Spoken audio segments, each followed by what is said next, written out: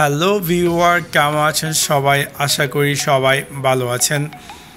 আজকে আমি আপনাদের সাথে শেয়ার করব কিভাবে আপনি আপনার কাঙ্ক্ষিত মোবাইল থেকে ফেসবুক লাইভ ব্যবহার করবেন। So let's take a look. প্রথমত আমরা আমাদের কাঙ্ক্ষিত ফেসবুকে যে অ্যাপসটি আছে তা ওপেন করব। ওপেন করার পর আমরা যখন হোয়াটস অন ইউর মাইন্ড, মানে আপনি কী ভাবছেন, যেটা আমরা স্ট্যাটাসে যাই, এখানে আমরা পেয়ে যাব লাইভ হোন। And then by default আপনার ফ্রন্ট ক্যামেরা আসবে। সো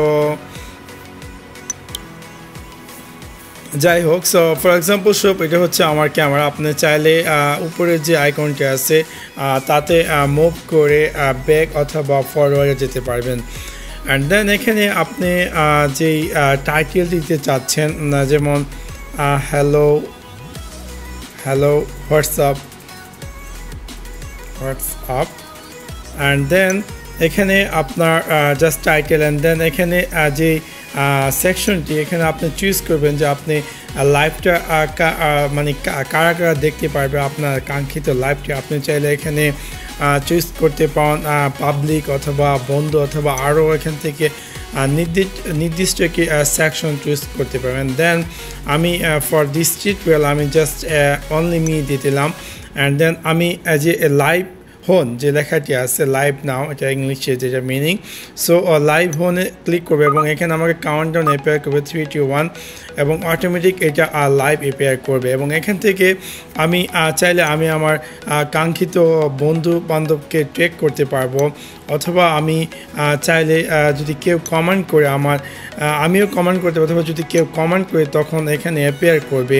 অ্যান্ড দেন উপরে যে একটি ম্যাজিক আইকনের মতো আছে, সেই আইকনটিতে যদি আমি ক্লিক করি তাহলে আমি এখানে দেখতে পারবো যে বিভিন্ন ধরনের ফিল্টার, আপনি চাইলে বিভিন্ন ধরনের ফিল্টার অ্যাড করতে পারবেন আপনার লাইভ স্ট্রিমিংয়ে, অথবা এই যে কলমের যে আইকন তাতে ক্লিক করলে বিভিন্ন ধরনের কালার সেট করতে পারবেন আপনার এই যে লাইভ স্ট্রিমিংটির জন্য।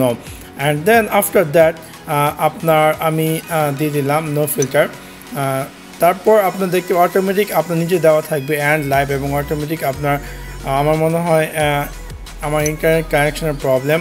সো অ্যান্ড দেন নিচে যে ফিনিশ লেখা তাতে আপনার অটোমেটিক ফিনিশে ক্লিক করলে অটোমেটিক আপনার লাইভটি অফ হয়ে যাবে। অ্যান্ড দেন আপনার ভিডিওটি আপনি চাইলে কারোর সাথে শেয়ার করতে পারেন, মানে আপনার টাইম লাইনে যদি আপনি যদি চান যে আপনার লাইভ স্ট্রিমিং কমপ্লিট হয়ে গেছে, আপনি যদি চান যে জাস্ট ভিডিওটি ডিলিট করে দেওয়ার জন্য, তাহলে জাস্ট মোশনে ক্লিক করলে অটোমেটিক ডিলিট যাবে। সো ফর এক্সাম্পল আমি পোস্ট করলাম, অ্যান্ড দেন এটা আমি আমার টাইম লাইনে অ্যাপিয়ার করবে, এবং আমি যদি চাই ফার্দার এটাকে ডিলিট করার জন্য, তাহলে সিম্পলি আমি আমার টাইম লাইনে গিয়ে আমি সেই সেই পোস্ট ডিলিট করতে পারবো। So that's all about it. আশা করি আপনাদের ভিডিওটি ভালো লেগেছে, এবং যদি ভিডিওটি ভালো লেগে থাকে অবশ্যই লাইক এবং শেয়ার করতে বলবেন না। Thanks for watch my video. Bye bye.